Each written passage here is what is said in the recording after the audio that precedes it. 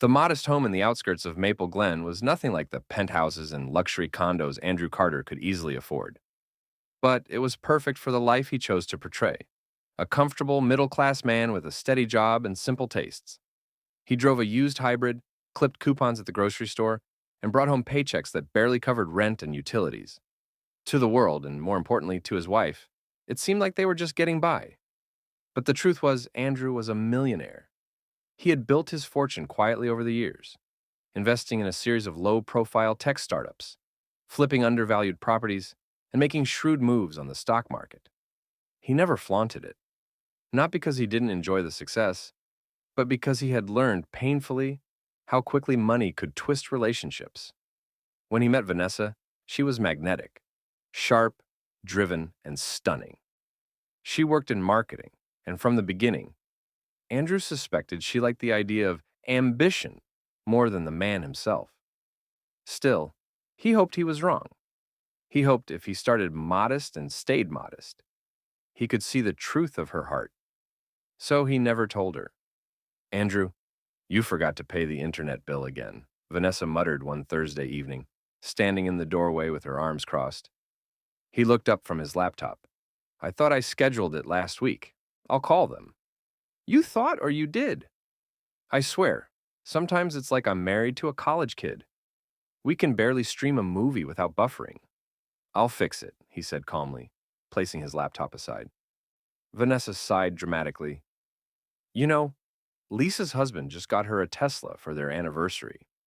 Andrew gave a non-committal nod. "She says he got a bonus from his firm."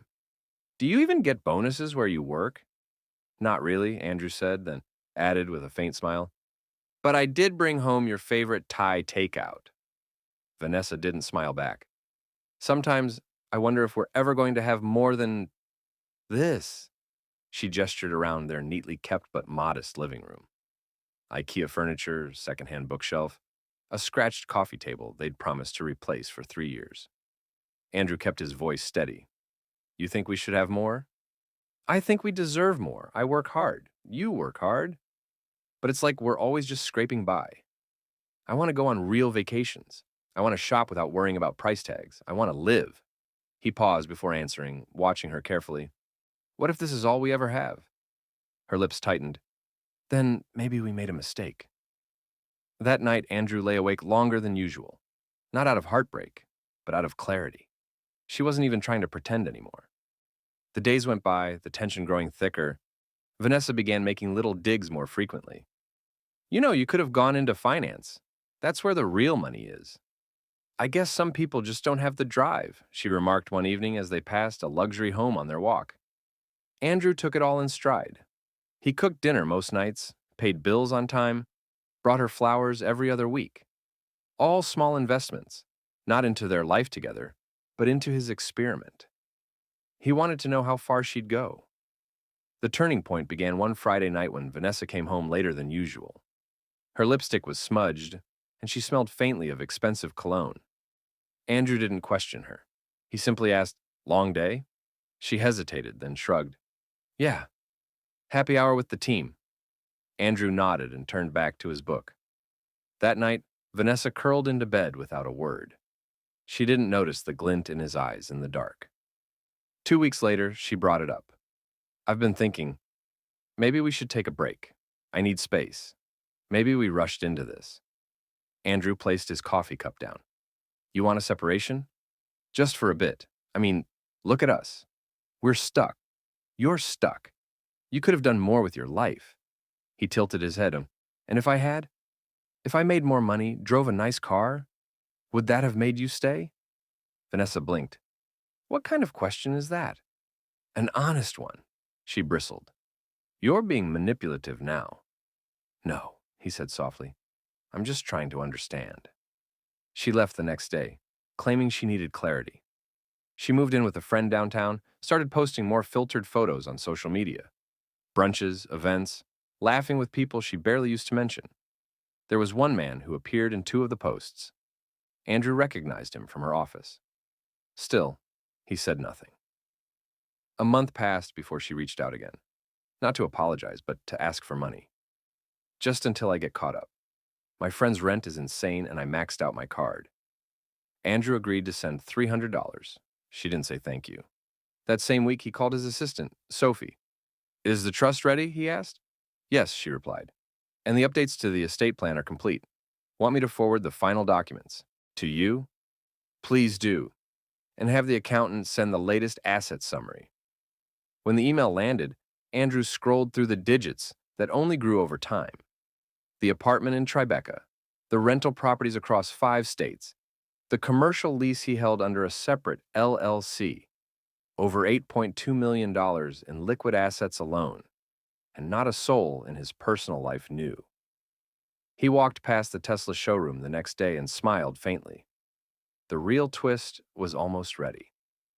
Vanessa returned 2 weeks later, unannounced. I made a mistake, she said at the door. I miss you. Andrew let her in. She paced the kitchen, glancing at the counters, the furniture, as if judging everything anew. I've been thinking a lot. Maybe I didn't give you enough credit. You're dependable, stable. And that counts for something. You sound like someone settling, he replied. She stopped and looked at him. I'm trying to fix things. Why now? She bit her lip. Because I realized something. That guy I was seeing, he had money, yeah, but he was arrogant. He didn't treat me right. He didn't even remember my birthday. You always did. You always showed up. That matters. Andrew nodded. It does. She looked at him hopefully. So, maybe we can work things out? Maybe. He didn't let her move back in right away. He suggested they go slow. She agreed, though she hinted often at how much easier things would be if she just had a car again or a little help with credit. Andrew obliged modestly. Until one Friday night, they were having dinner at a small Italian restaurant. Vanessa had just finished telling him about a coworker who got engaged to a hedge fund manager when Andrew placed his napkin beside his plate and looked her in the eye. You know, I think it's time you knew something. She tilted her head. What? I'm not broke. Not even close. She laughed, then saw his expression and stopped. What are you talking about? He reached into his pocket and slid his phone across the table. The screen was lit with a banking app, showing a portfolio total she couldn't process all at once. I've had this wealth for years, he said quietly. I just never told you. I wanted to see if you'd stay when there was nothing to gain. She stared at the numbers. This isn't funny. It's not a joke.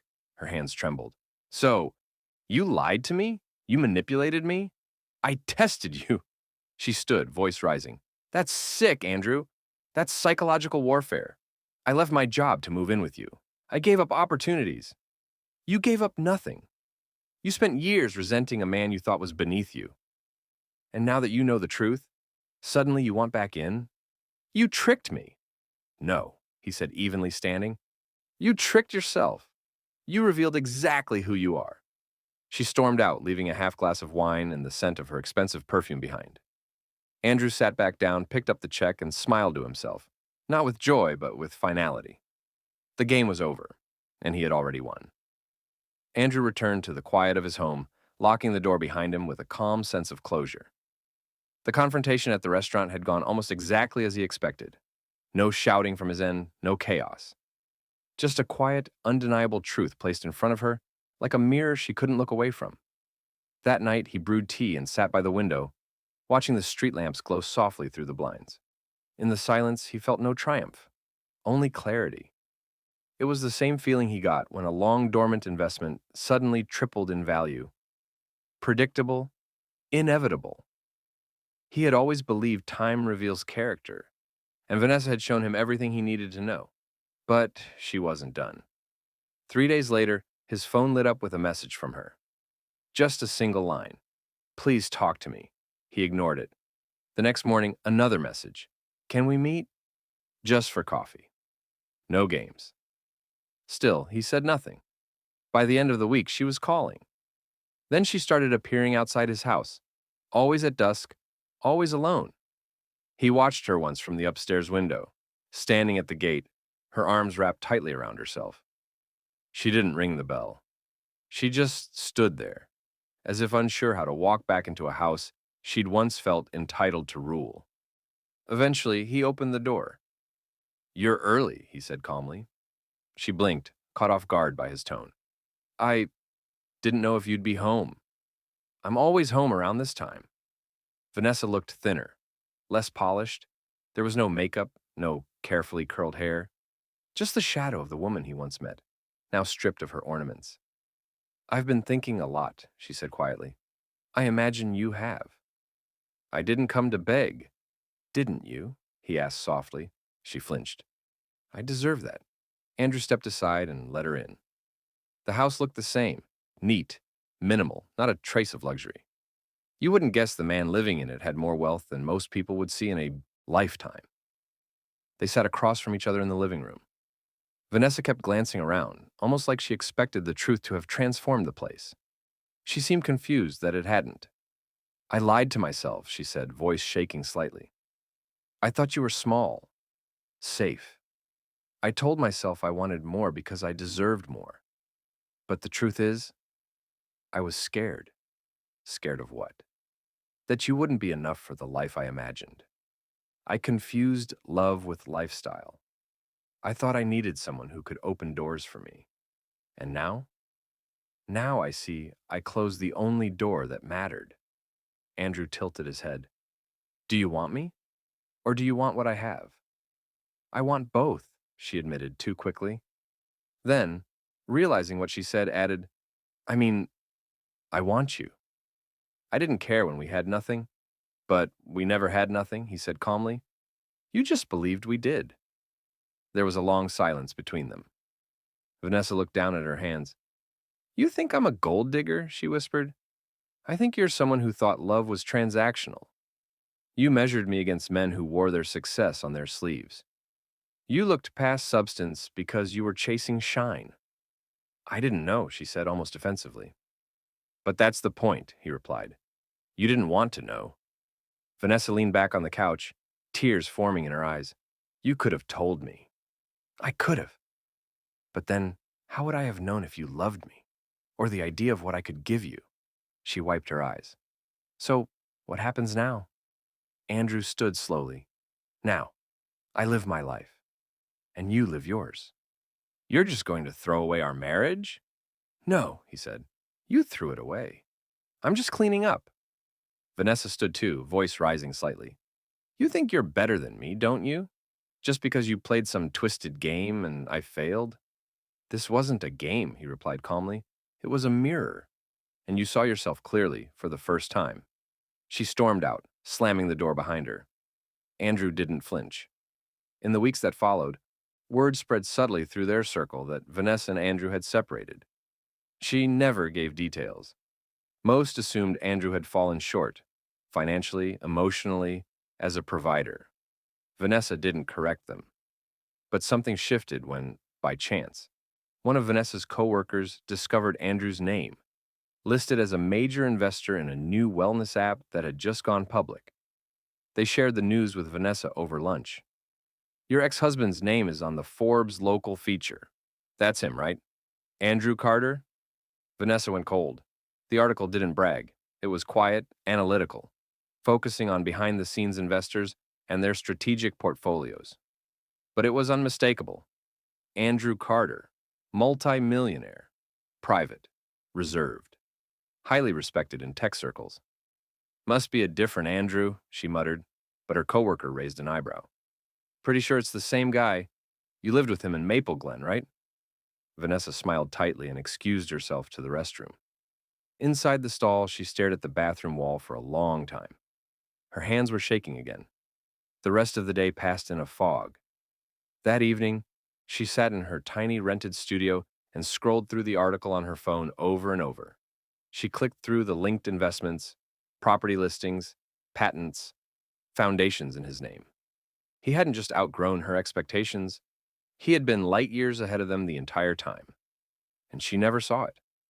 The next morning, she arrived at his home again, this time with coffee and pastries from his favorite bakery. She looked hopeful. He answered the door, dressed casually, holding a leash as his neighbor's dog wagged beside him. I was just watching him while they're out of town, Andrew said. Can I help you? Vanessa hesitated, holding out the coffee. Peace offering. Andrew gave a small smile. I'm not at war. I miss talking to you. We're talking now. I mean, us. I miss us. He looked at her for a long time. I think you miss the idea of us, what we could have been. I made a mistake. Can't we try again? Andrew accepted the coffee and set it on the porch. Do you know what the real tragedy is, Vanessa? It's not that you left. It's that you never really stayed. I'm here now, only because you saw what I'm worth. I saw what I lost, Andrew nodded, and I've seen what I gained. With that, he gently closed the door. Inside, he picked up the leash and continued walking the dog through the quiet neighborhood. Children played nearby, couples watered their lawns, and life moved on with simple beauty. He didn't need a mansion to feel wealthy. He didn't need validation to feel whole. He had clarity, peace, and a truth he no longer needed to hide. But Vanessa? She had to live with the reality that in trying to upgrade her life, she had gambled away the one man who could have truly built something meaningful with her. Not because of what he had, but because of who he was. And no apology could buy that back. Rain tapped softly against the windows of Andrew's home, filling the silence with a soothing rhythm. It had been 3 months since Vanessa last showed up at his door. Since then, life had fallen into a quiet, purposeful rhythm. Mornings with coffee on the porch, strategy calls with business partners, evening walks around the neighborhood. He no longer looked back, but he didn't forget. The peace, however, was about to be interrupted. On a gray Saturday afternoon, an envelope arrived in his mailbox. No return address, just his name, neatly typed. Inside was a letter, written in Vanessa's handwriting. I know I've hurt you. I know I probably don't deserve another chance, and maybe I never did. But please, if there's even a small part of you that still believes we had something real, meet me at the place we first had dinner. Tonight. 7 p.m. I won't make a scene. I just want to talk. He read the letter once more, carefully folding it back into the envelope. He didn't owe her anything. He had made that clear. But some part of him, call it curiosity or maybe closure, compelled him to go. That evening, he arrived at the quiet Italian bistro where they'd had their first real date years ago. It looked the same. Dim lighting, soft piano music, cozy booths. Vanessa was already there, sitting alone, nervously fidgeting with her water glass. She stood as he approached. You came, she said, eyes wide. I did, Andrew said calmly, taking the seat across from her. For a moment, they sat in silence. The air between them was heavy but civil. I don't know where to start, she finally said. You've written me 3 letters, he said. You've had time to think. Vanessa looked down. I've been in therapy. I'm trying to understand myself better. Why I did what I did. Why I made everything about what you didn't have instead of appreciating what we had. Andrew nodded slightly, though his expression didn't change. I didn't realize how broken my view of love was, she continued. I grew up thinking stability meant money, that a man's value came from what he could provide. I chased that idea so hard, I didn't see who was standing in front of me.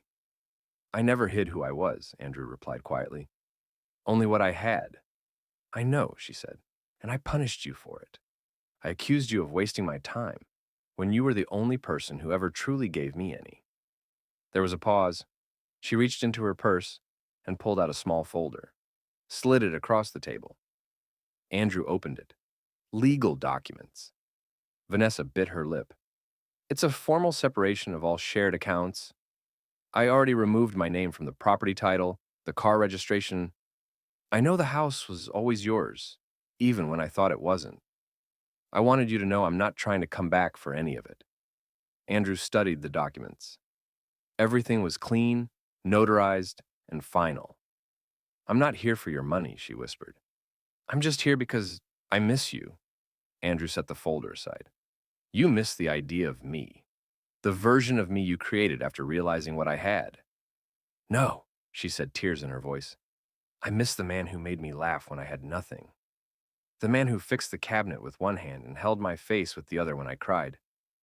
I miss you before I ever knew what you were worth. He leaned back in his chair. But you left that man. I know. He didn't change. She looked at him, struggling to hold his gaze. I did. I lost everything chasing something I didn't understand. And now, I'm not asking for us to go back. I just want you to know that I finally see the man I married." For the first time, Andrew allowed himself to exhale slowly. "I appreciate the honesty," he said. "I do. And I believe you're trying. But what you don't understand is this: there's a cost to everything. And the price of clarity is distance. Sometimes we don't get a second chance, no matter how badly we want one." Vanessa wiped her eyes quickly, embarrassed. "I thought maybe if I showed you I changed." "You can change," he interrupted gently, "and still not be right for me." The check arrived. Andrew paid without a word. Vanessa didn't object this time. Outside, the rain had stopped.